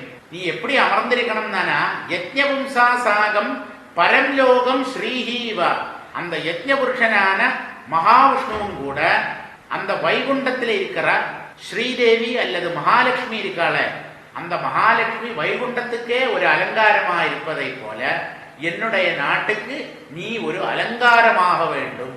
என்னுடைய நாட்டுக்கு அலங்காரம் தானே என்னுடைய மகாராணி ஆகணும். என்னுடைய மகாராணி ஆகணும் தானே என்ன திருமணம் பண்ணிக்கணும், என்னுடைய மனைவி ஆகணும். அதுதான் உனக்கு உகந்தது. இதைத்தான் நீ பண்ணணும். நான் மகாவீரன், ஆனா உம்மின்னால தாசன். நான் பெரிய ராஜா சக்கரவர்த்தி, ஆனா உனக்கு அடிமையா இருக்கு. நம்ம ரெண்டு பேரும் சேர்ந்துட்டோம் பெரிய பெரிய காரியங்களை எல்லாம் இந்த உலகத்துல சாதிக்க முடியும். அதனால அந்த ஸ்ரீதேவி எப்படி ஸ்ரீஹரியின் கூட சேர்ந்து வைகுண்டத்துல வீட்டிருக்காளோ, அதே போல என்னுடைய அரண்மனையிலே சிம்மாசனத்திலே எனது பக்கத்திலே என்னுடைய மனைவியாக நீயும் வீட்டிருப்பாயாக. இதுக்கு மொத்தமா என்ன அர்த்தம் தானா, இந்த சூக்ஷ்ம சரீரத்துல நான்கிற ஒரு அபிமானம் வந்த உடனே எனக்கு சூக்ஷ்ம சரீரம் இருக்கு, இந்த புத்தியும் கூட இந்த ஜீவ சைதன்யம் சேர்ந்த உடனே இகலோகத்திலேயும் பரலோகத்திலேயும் இருக்கக்கூடிய போகங்கள் சுகங்களை அடையணுங்கிறதுக்கான கர்மங்களை பண்ணறதுக்கான ஆசை பூர்த்தியாச்சு. அந்த ஆசை புத்தியில தான் அந்த ஆசை எல்லாம் ஏற்படுறது. அப்போ அந்த ஆசையினால இந்த லோகத்திலே உள்ள சுகங்களை மாத்திரம் அனுபவிச்சா போராது, மேலுலகங்களில் உள்ள சுகங்களையும் அனுபவிக்கணும்.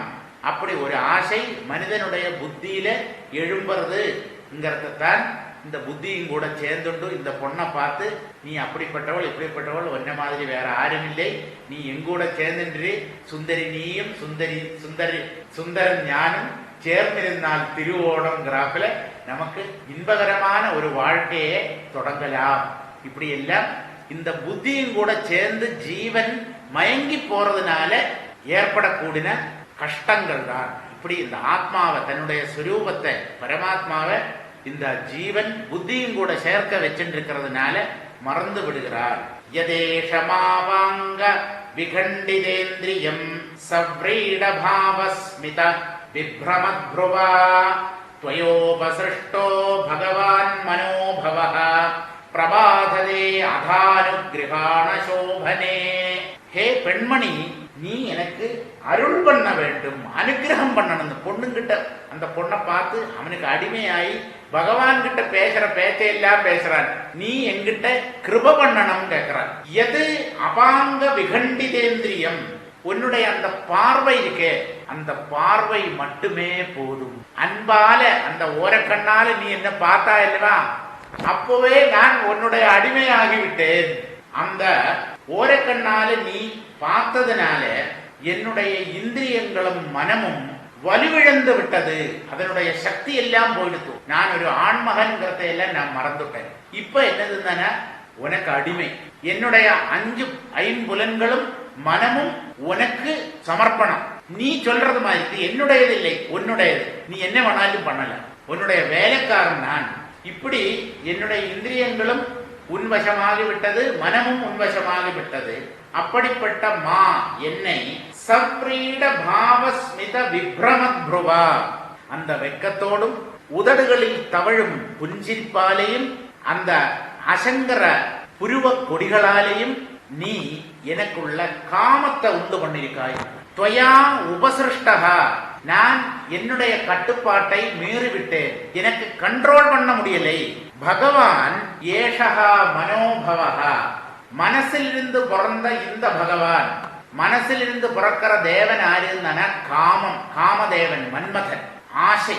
அந்த பகவானுடைய அந்த மன்மதனுடைய அனுகிரகம் எனக்கு கிடைச்சாச்சு. அந்த மன்மதனுடைய அனுகிரகம் கிடைச்சுதானா பெண்ணுக்கு அடிமையாவன் புருஷனானா, பெண்ணுக்காக இந்த மன்மதனுடைய அனுகிரகம் கிடைக்கிறதானா புருஷனுக்கு அடிமையாயிடுவள். இப்படி இவன் அவளுக்கு அடிமை, அவள் இவனுக்கு அடிமை, அவள் அடிமை பெண், இவன் அடிமை ஆண். இப்படி ரெண்டு பேருமே கண்ட்ரோலை விட்டு இன்னொருவருடைய அடிமை ஆயிடுறான் அர்த்தம். அப்ப அந்த பகவான் ஏஷகா மனோபவா, இந்த மன்மதன் அல்லது காமதேவன், அது மனசுல தான் அந்த ஆசை காமம்ங்கிறது எழும்பும். அந்த காமதேவனுடைய கட்டுப்பாட்டில் நான் வந்துட்டேன். அந்த மன்மதன் இப்ப என்ன பண்றான்னா பிரபாததே, என்ன அப்படியே தூக்கி எறியறான். எனக்கு அந்த மன்மத அந்த ஆசையை கண்ட்ரோல் பண்ண முடியலை, என்ன அந்த பக்கம் இந்த பக்கமும் அலக்கழிக்கிறான்.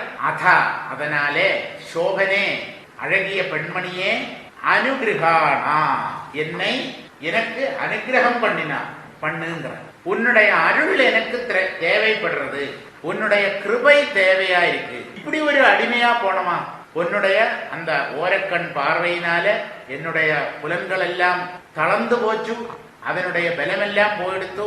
உன்னுடைய அந்த வெட்கம் கலந்த அந்த புன்சிரிப்பு, அப்புறம் அசையும் புருவங்கள், இதனால எல்லாம் எனக்குள்ள ஆசை ரொம்பவும் ஜாஸ்தியானது. அந்த மன்மதன் அவன்தான் உனக்கு இந்த அழகான புருவங்களை கொடுத்திருக்கான். என்னன்னா அதை பார்த்துத்தான் நான் உனக்கு உன்னுடைய அடிமையானேன். என்னுடைய மனம் ரொம்ப அல்லல் படுறது. அதனால மங்களஸ்வரூபிணியா இருக்கிற, அழகியா இருக்கிற நீ எனக்கு அருள் புரியணும், என்ன எனக்கு அனுகிரகம் பண்ணணும், என்ன ஆசீர்வதிக்கணும். எப்படி ஆசீர்வதிக்கணும்? என்ன கல்யாணம் பண்ணிண்டு எனக்கு இல்லற சுகத்தை நீ கொடுக்க வேண்டும்ங்கிற. இதுதான் ரஜோகுணத்தினால ஆட்கொள்ளப்பட்ட புத்தி இப்படித்தான் நினைக்கும். அந்த அப்படிப்பட்ட புருஷன் பெண், பொன், மண், இந்த 3 விதமான சுகபோகங்களை அனுபவிக்கணும், சம்பாதிக்கணும்ங்கிற ஆசை அவனுக்குள்ள ஒவ்வொரு நாள் கடந்து போகும் போதையும் ஜாஸ்தி ஆயிட்டே வரும். அப்படி தன்னுடைய சுரூபமான ஆனந்தத்தை விட்டு அவன் விலகிடுவன். அவன் புலன்களுக்கும் மனதுக்கும் அடிமையாகி விடுவன். அப்படிப்பட்ட ஒருவன் பெண்ணினுடைய அடிமையாயிடுவன். ஆண் பெண்ணுக்கு அடிமை, பெண் ஆணுக்கு அடிமை. சமயத்திலே மாறி மாறி வரும். சில சில பெண் ஆணுக்கு அடிமை, மற்ற சமயங்கள்ல அவள் தான் டாமினேட்டிங். அதே போல ஆனா பிறந்த மீசையை முறுக்கின்றிருப்பன், கப்படா மீசையை முறுக்கின்றிருப்பன். சில சமயத்துல அவன் பெண்ணுக்கு அடிபணிந்து போவன். இப்படி இந்த அடிமைத்தனம்ங்கிறது ஆணுக்குள்ளேயும் பெண்ணுக்குள்ளேயும் இருக்கு. அதெல்லாம் ஏன் நானா இந்த புத்தியும் கூட தொடர்பு வச்சின்றதுனால்தான். அப்படித்தான் இந்த ஜீவன் அழிஞ்சு போறது. கதை கொஞ்சம் கொஞ்சமா முன்னால போறது. 30 ஸ்லோகங்களாச்சு. நமக்கு டைம் ஆனதுனால இன்னைக்கு இங்க முடிச்சுக்கிறோம். மேலே உள்ள விஷயங்களை நமக்கு அடுத்த வாரம் பார்ப்போம். பெரியவா சரணம். இந்நிகழ்ச்சியின் அடுத்த பகுதி நாளை மாலை இதே நேரத்தில் ஒளிபரப்பாகும். பெரியவா சரணம். பெரியவா சரணம். அடுத்த நிகழ்ச்சி திருவாசக இன்னிசை. வழங்குபவர் ஸ்ரீ சத்குருநாத தேசிகர் அவர்கள். பெரியவா சரணம். திருச்சிற்றம்பலம். போற்றித் திரு அகவல். இடரை களையும் எந்தாய் போற்றி, ஈச போற்றி, இறைவ போற்றி, தேசப்பளிங்கின் திரளே போற்றி, அரசே போற்றி, அமுதே போற்றி, விரை சேரு சரணவிகிதா போற்றி, வேதி போற்றி, விமலா போற்றி, ஆதி போற்றி, அறிவே போற்றி, கதியே போற்றி கனியே போற்றி நதிசேர் செஞ்சடை நம்பா போற்றி உடையாய் போற்றி உணர்வே போற்றி கடையேல் அடிமை கண்டாய் போற்றி ஐயா போற்றி அணுவே போற்றி சைவா போற்றி தலைவா போற்றி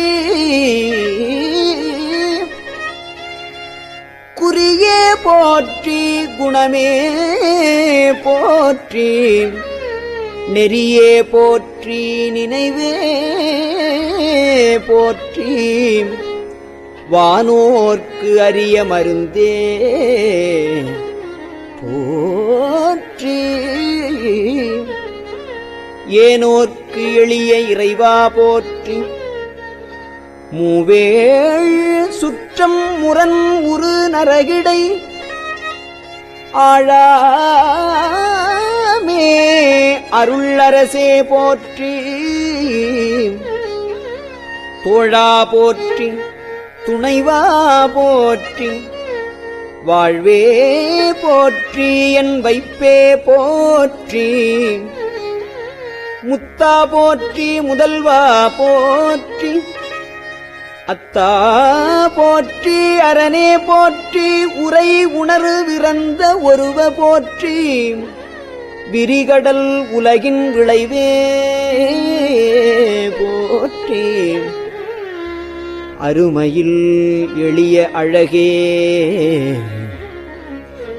போற்றி கருமுகிலாகிய கண்ணே போற்றி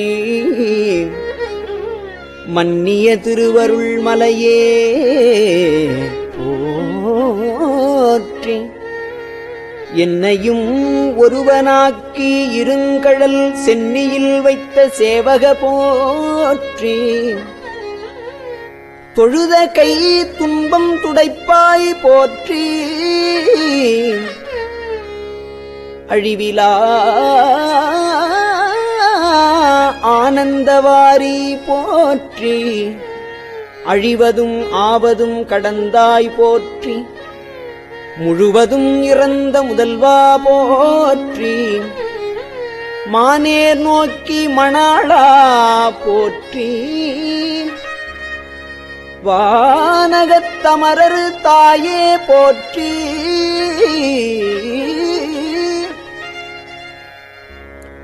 பாரிடை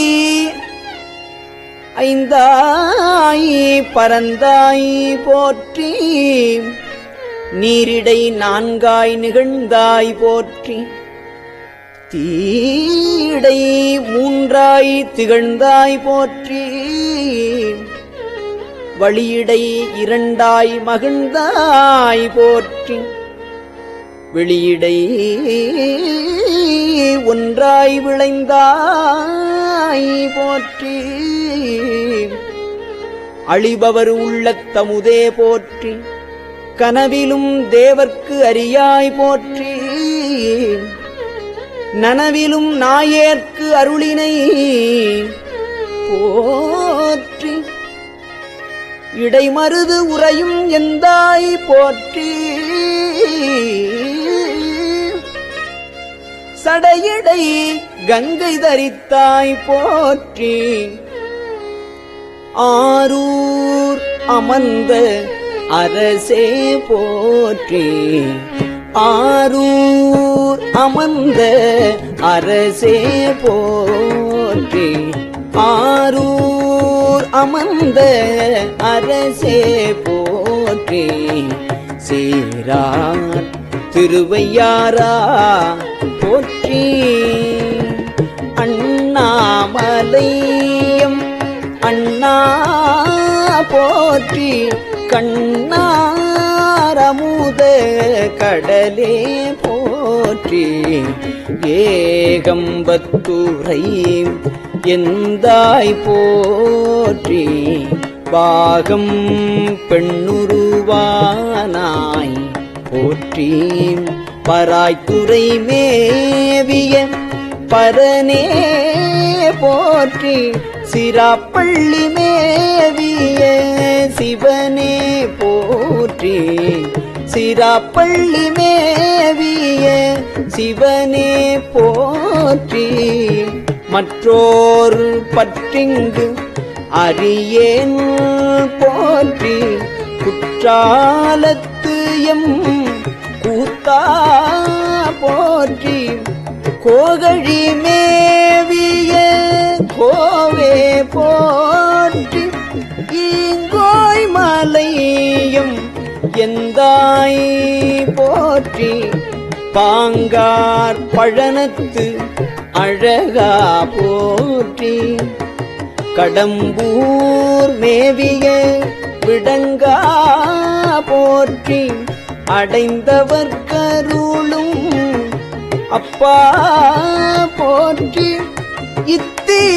இத்தீதன்னின் கீழ் இரு மூவர்க்கு அத்திக்கு அருளிய அரசே போற்றி தென்னாடுடைய சிவனே போற்றி என் நாட்டவர்க்கும் இறைவா போற்றி ஏன குருளைக்கு அருளினை போற்றி மான கையிலை மலையாய் போற்றி அருளிட வேண்டும் அம்மான் போற்றி இருள்கட அருளும் இறைவா போற்றி தளர்ந்தேன் அடியேன் தமியேன் போற்றி களங்கொள கருத அருளாய் போற்றி அஞ்சேல் என்றிங்கு அருளாய் போற்றி நஞ்சே அமுதா நயந்தாய் போற்றி அத்தா போற்றி ஐயா போற்றி நித்தா போற்றி நிமலா போற்றி பக்தா போற்றி பவனே போற்றி பெரியாய் போற்றி பிரானே போற்றி அரியாய் போற்றி அமலா போற்றி மறையோர் போல நெறியே போற்றி முறையோ தரிய முதல்வா போற்றி உறவே போற்றி உயிரே போற்றி சிறவே போற்றி சிவமே போற்றி மஞ்சா போற்றி மணலா போற்றி பஞ்சேர் அடியாள் பங்கா போற்றி அலந்தேன் நாயேன் அடியேன் போற்றி இலங்கு சுடர்யம் ஈசா போற்றி கவைத்தலை மேவிய கண்ணே போற்றி குவைப்பதி மலிந்த கோவே போற்றி மலை நாடுடைய மன்னே போற்றி கலையார் அருகே சரியாய் போற்றி திருக்கழுக்குன்றில் செல்வா போற்றி பொறுப்பமரு பூவனத்து அரணே போற்றி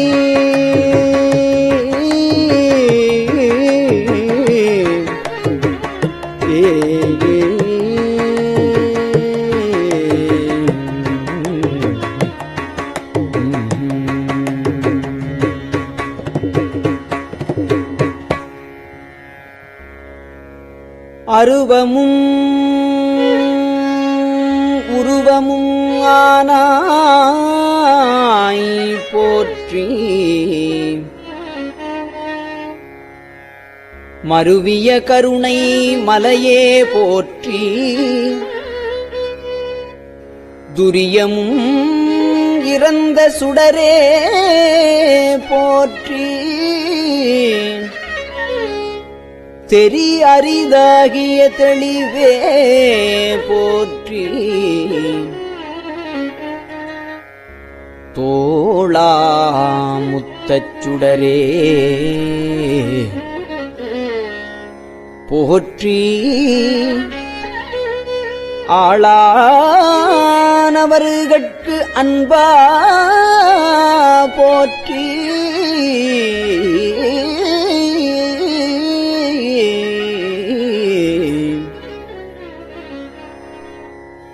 ஆறாமுதே அருளே போற்றி பேராயிரம் உடை பெம்மான் போற்றி தாளி அருகின் தாராய் போற்றி நீள் ஒளியாகிய நிறுத்தா போற்றி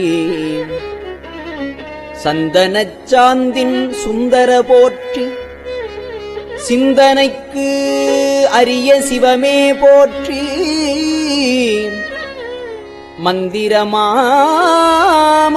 மேயாய் போற்றி எந்தமை உய்யக் கொள்வாய் போற்றி புலிமுலை புல்வாய்க்கு அருளினை போற்றி அலைகடல் மீமிசை நடந்தாய் போற்றி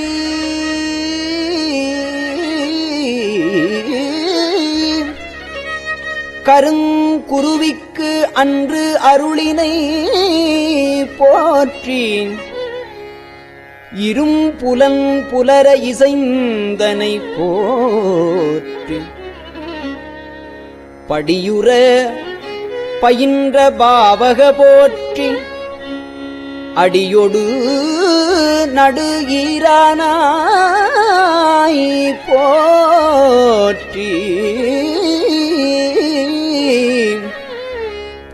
நரகொடு சொர்க்கம் நாணிலம் புகாமல் பரகதி பாண்டியர்க்கு அருளினை போற்றி ஒளிவர நிறைந்த ஒருவ போற்றி செழுமலரு சிவபுரத்து அரசே போற்றி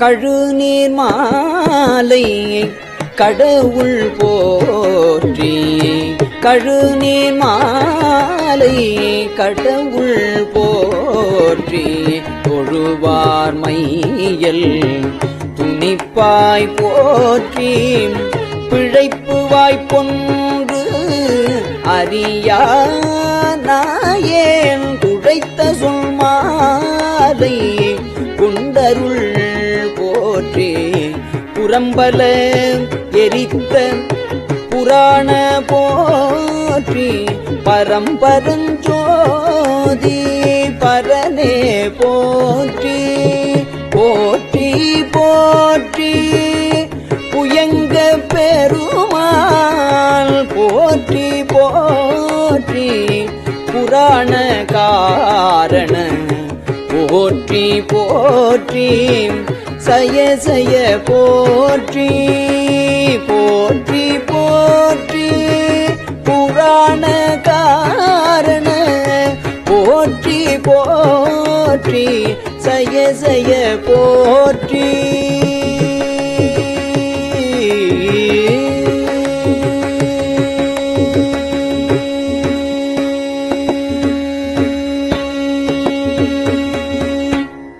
திருச்சிற்றம்பலம்.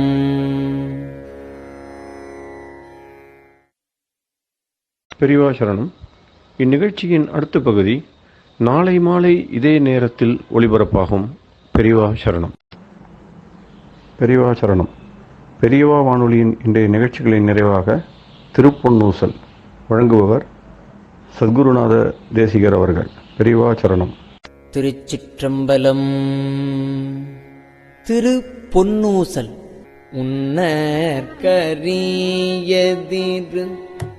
உத்தர கோசமங்கை உன்னற்கரியதிரு உத்தர கோசமங்கை மன்னி போலிந்திருந்த மன்னி போலிந்திருந்த மாமரையோன் தன் புகழே பன்னி பணிந்திரஞ்ச பாவங்கள் பற்றறுப்பான் அன்னத்தின் மேலேறி அன்னத்தின் மேலேறி ஆடும் அணி மயில் போல் என்னத்தன் என்னையும் ஆட்கொண்டான் எழில்வாடி பொன்பொத்த பூன்முலையே பொன்வொத்த பூன்முலையீர் பொன்னூசல் ஆடாமோ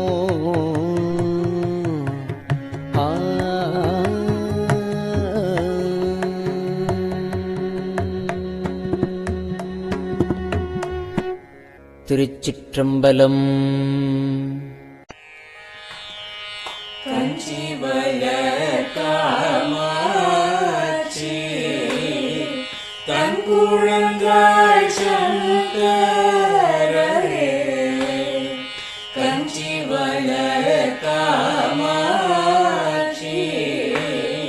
தன் குழந்தாய் சங்கரரே குரு சந்திரசேகரரே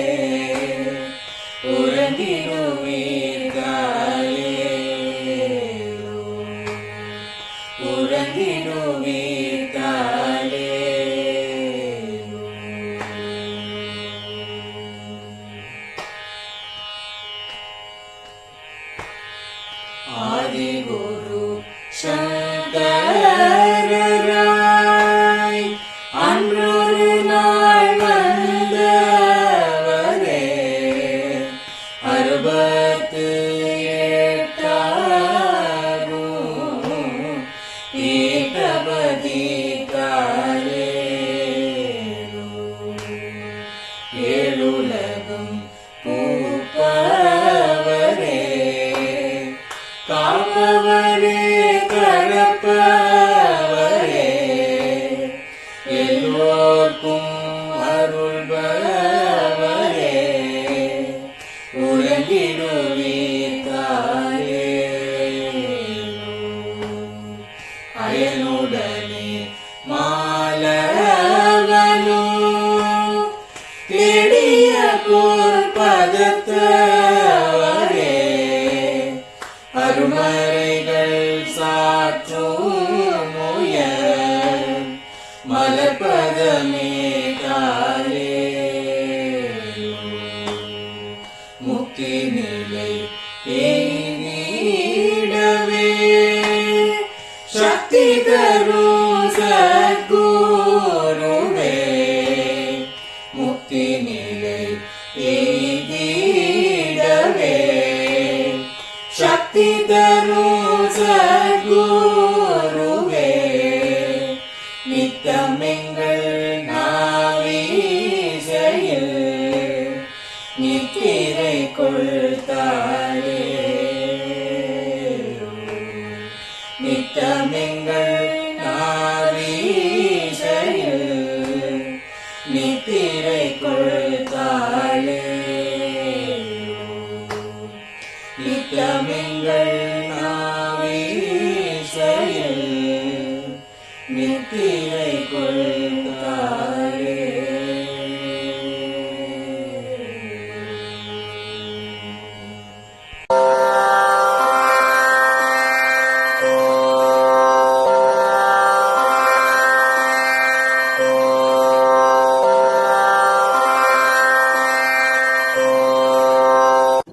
பெரியவாசரணம். பெரியவா வானொலியின் மாலை நிகழ்ச்சிகள் இத்துடன் நிறைவடைகின்றன. எமது அடுத்த ஒளிபரப்பு நாளை காலை இந்திய நேரப்படி 6 மணிக்கு துவங்கும். பெரியவாசரணம்.